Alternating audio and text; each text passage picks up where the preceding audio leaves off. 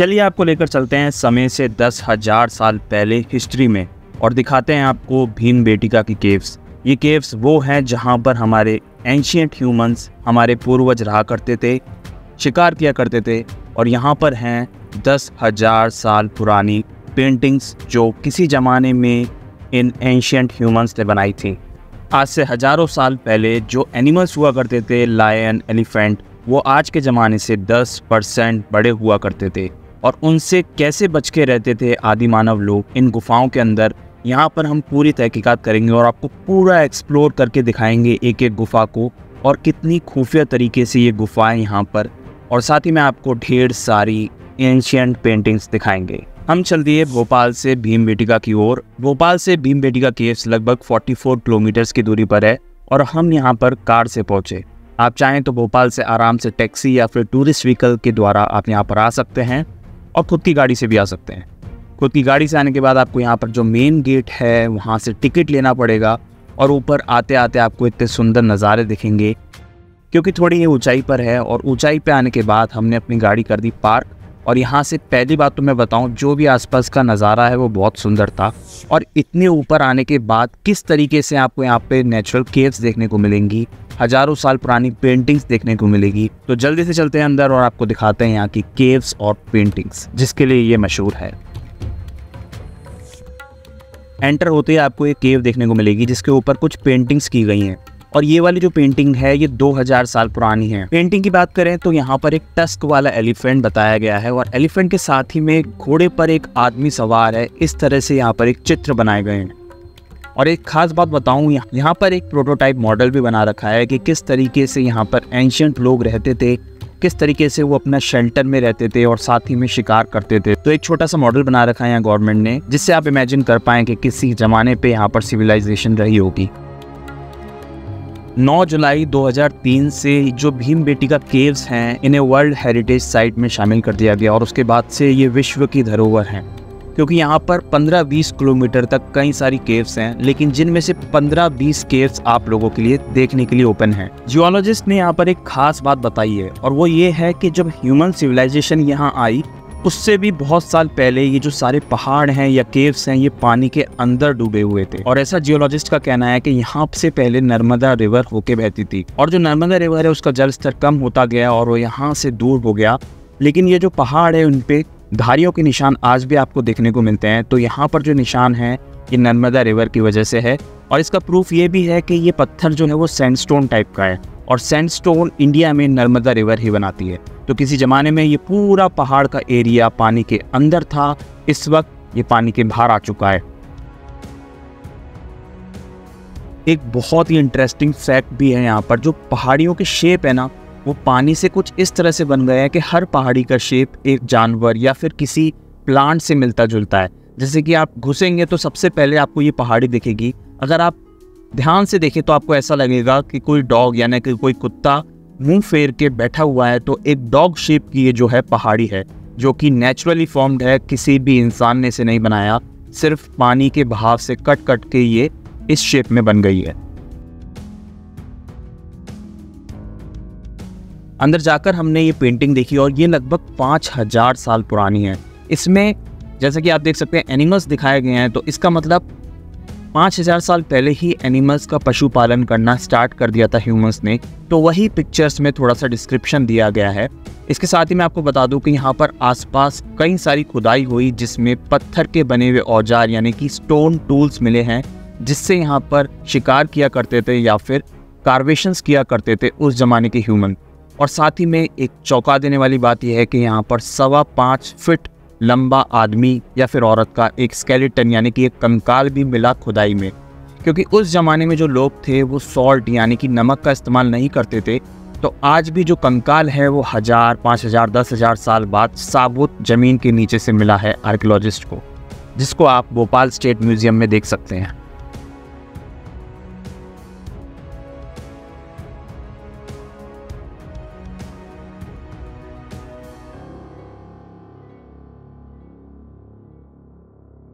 Next आते ही जो हमने ये माउंटेन देखा या एक छोटा सा क्लिफ देखा, इसका कुछ शेप मशरूम की तरह है। और यकीन मानिए जो इन केव्स के बीच में या फिर इन छोटे छोटे पहाड़ों के बीच में जो रास्ते हैं वो भी पानी द्वारा बनाए गए हैं। कुछ भी यहाँ पर ह्यूमन ने नहीं बनाया है, सिर्फ पेंटिंग्स के। वो यहाँ पे रहते ज़रूर थे, लेकिन वो पेंटिंग्स के अलावा उन्होंने कोई स्ट्रक्चर नहीं बनाया है। अब मैं आपको दिखाने वाला हूँ भीमबेटका की ही नहीं, हिंदुस्तान की सबसे पुरानी पेंटिंग्स। ये है 10,000 साल पुरानी, और 10,000 साल पुरानी होने के साथ साथ इसकी जो कला है वो आज भी आपको देखने को मिलती है। इस पेंटिंग में आपको एलिफेंट्स दिखेंगे, बारहसिंगा दिखेंगे, स्पॉटेड डियर्स दिखेंगे। उस तरह का डिस्क्रिप्शन दिया गया है जब 10,000 साल पहले जो एनिमल्स थे वो कैसे दिखते थे। तो थोड़ा थोड़ा उसका आर्किटेक्चर, उसका डिज़ाइन, उसका क्राफ्ट वर्क हमें यहाँ देखने को मिलता है। लेकिन एक खास बात और है, इन एनिमल्स के साथ साथ खेती करने वाले लोग भी बनाए गए हैं। लेकिन 10,000 साल पहले खेती इतनी ज़्यादा पॉपुलर नहीं थी। तो इसका मतलब ये हुआ कि यहाँ पर जो पेंटिंग्स हैं वो अलग अलग टाइम की हैं। जो एनिमल्स वाली हैं वो 10,000 साल पुरानी हैं, जो खेती वाली है वो 5,000 साल पुरानी है, और जो वॉर दिखाई गई है यहाँ पर वो 2,000 साल पुरानी है। और सबसे करिश्माई बात यह है कि जैसी जैसी जनरेशन में लोग आते गए, उन्होंने अपनी पेंटिंग्स तो बनाई, लेकिन साथ ही में उन्होंने पुरानी पेंटिंग्स को मिटाया नहीं, जिस वजह से हम ये अंदाज़ा लगा पाए कि कौन सी पेंटिंग कितनी पुरानी है। और इस वजह से हम तीनों जनरेशन्स की और उससे भी ज़्यादा जनरेशन्स की पेंटिंग्स यहाँ पर देख सकते हैं। अब ऑब्वियसली आपको इतना क्लियरली कैमरा में नहीं दिख रहा होगा, क्योंकि बैरिकेड लगा रखी है इन पेंटिंग्स की वजह से, और ये सही भी है। तो मैं जूम करके थोड़ा थोड़ा आपको दिखाने की कोशिश कर रहा हूँ कि ये घोड़ा बना हुआ है, ये एलिफेंट बना हुआ है, ये एग्रीकल्चर दिखाया गया है, और 2,000 साल पुरानी पेंटिंग्स में यहाँ पर युद्ध दिखाया गया है। यहाँ के गाइड्स ऐसा बताते हैं कि ये अशोक जो रूलर है उनका युद्ध दिखाया गया है। तो इस तरीके से अलग अलग जनरेशन्स की पेंटिंग है। आपके मन में ये क्वेश्चन जरूर आना चाहिए कि इतने सालों बाद भी ये पेंटिंग्स आखिर ऐसी सही सलामत क्यों हैं। इसके दो रीज़न हैं। पहला रीज़न ये है कि उन्होंने हेमेटाइट का इस्तेमाल किया, जो गेरुआ होता है, और जो नेचर के साथ साथ धीरे धीरे जो रॉक्स हैं उन्होंने वो कलर ऑब्जर्व कर लिया, जिससे ये हज़ारों साल तक नहीं मिटा। और दूसरी बात, ये केव्स नेचुरली इस तरह से बनी हुई हैं कि जो पानी है वो डायरेक्ट इनके ऊपर नहीं आता, वो पेंटिंग्स पे डायरेक्टली ना आकर साइड से बह जाता है। तो एक बहुत ही कमाल की बात है, इत्तेफाक का हो या फिर नेचर का करिश्मा, आज हम 10,000 साल पुराने पेंटिंग्स देख पा रहे हैं, यही एक कमाल की बात है। वीडियो के स्टार्टिंग में मैंने आपको बताया था कि हर पहाड़ का एक अपना शेप है। तो अब अगर आप यहाँ पे देखेंगे तो सामने जो आपको दिख रहा है वो पहाड़, जो पत्थर बड़ा सा है, वो एक टॉर्टॉइस के शेप का है, और आपको लिटरली वो देखने में टॉर्टॉइस ही लग रहा होगा। इस तरह से यहाँ पर कई सारे जो शेप्स हैं वो नेचुरली फॉर्म्ड हैं, और ऐसा लग रहा है किसी ना किसी एनिमल को डिपिक्ट करते हैं, जो ऑब्वियसली ह्यूमंस द्वारा बनाना पॉसिबल ही नहीं है, ये नेचुरली फॉर्म्ड है।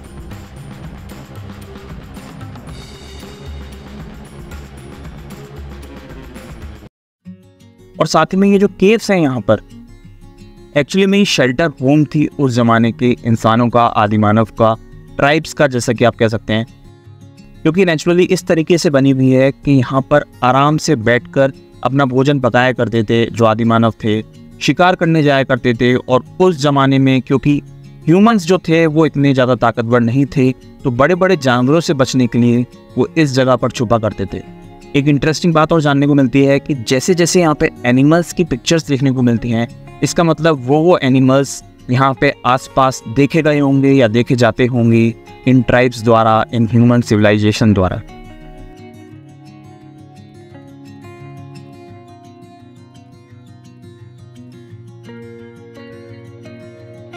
और यहाँ पर घूमते घूमते मैं यहाँ पर एक ऐसी केव में पहुँचा जिसे देख के मुझे अपने घर का लिविंग रूम याद आ गया, क्योंकि ये 6 फीट लंबा है। लिटरली गाइड ने मुझे बताया कि इसका जो हाइट है वो 6 फीट है।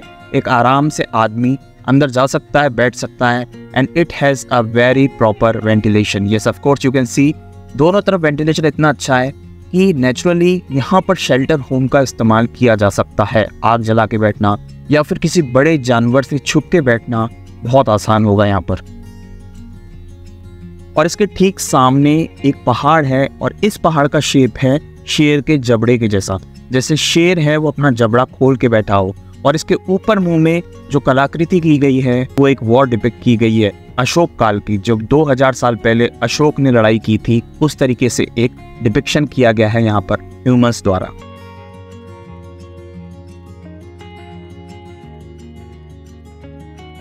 टोटल यहाँ पर जो पेंटिंग्स देखने को मिलती हैं उनमें अशोका, चंद्रगुप्त और भी जो शुंग राजा थे उनके टाइम की हैं, यानी कि आज से 2000 साल पुरानी भी है। सबसे पुरानी पेंटिंग मैंने आपको 10,000 साल पुरानी भी दिखाई और 2000 साल पुरानी पेंटिंग्स भी यहाँ पर है। साथ ही में राजाओं को यहाँ पर अश्वमेध यज्ञ करते हुए भी दिखाया गया है पेंटिंग्स में। और ये कमाल की पेंटिंग्स हैं क्योंकि इन्हें जो है एब्जॉर्ब कर लिया है रॉक्स ने, जिस वजह से ये आज मिटती नहीं है और शायद ये 2-3 हज़ार साल आगे तक टिकी रहेंगी इसी तरीके से। ये पूरा जो एरिया है 15-20 किलोमीटर में है और इन 15-20 किलोमीटर में 750 के लगभग केव्स बताई जाती हैं, जिनमें से 550 केव्स में पेंटिंग्स हैं।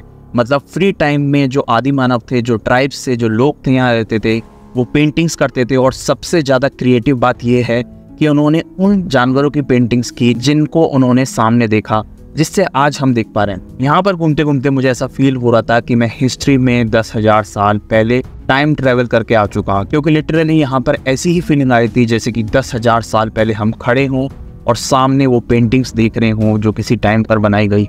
और इतनी सारी कैटेगरीज की पेंटिंग है जिसमें डांस शामिल है, कुकिंग शामिल है, एग्रीकल्चर शामिल है, यज्ञ शामिल है। आपकी तरह मेरे मन में भी एक क्वेश्चन था कि यहाँ पर 10,000 साल पुरानी पेंटिंग्स हैं तो इसका नाम भीमबेटिका क्यों हुआ। आर्कियोलॉजिस्ट ने इसका भी जवाब दिया है। उन्होंने बताया है कि यहाँ पर 5 से 6 हज़ार साल पहले पांडव आए थे और भीम जो हैं, क्योंकि वो आकार में बड़े थे तो वो एक बड़ी पहाड़ी के ऊपर बैठ गए थे यहाँ पर, तो इस वजह से भीमबेटिका इसका नाम पड़ गया और तब से ये फेमस होता आ रहा है। लेकिन एक खास इंटरेस्टिंग बात यह है कि यहाँ की जो पेंटिंग्स है उनका जो रिलेशन है वो पांडवों के साथ कुछ भी नहीं है। पांडवों से पेंटिंग्स का कुछ भी रिलेशन नहीं जानने को मिलता है। उन लोगों ने भी शायद ये नहीं सोचा होगा कि वो तो चले जाएंगे, लेकिन उनकी पेंटिंग्स 10,000 साल तक टाइम ट्रेवल करके आज हमें देखने को मिलेगी। All in all it was a great experience. और अगर आप भोपाल जा रहे हैं, भीमबेटिका केव्स जाना मत भूलिएगा। उम्मीद है आपको वीडियो अच्छी लगी हो। अमर्स वे का ये एपिसोड बहुत ही खास था क्योंकि एक नेचर से तो जुड़ा ही था और उम्मीद है आपको टाइम ट्रेवल वाली फीलिंग जरूर आई होगी। इसी तरह अगर आप दुनिया की अनोखी वीडियोस देखना चाहते हैं, मेरे साथ ट्रेवल करना चाहते हैं, तो आप अभी सब्सक्राइब कर सकते हैं इस चैनल को। वीडियो को लाइक कीजिएगा, कमेंट करके बताइएगा वीडियो कैसी लगी और आगे आने वाली वीडियोस बहुत ही खास हैं। और आपने अगर पुरानी वीडियोस नहीं देखी हैं तो उसको भी जाकर आप चेकआउट कर सकते हैं। Thanks for watching.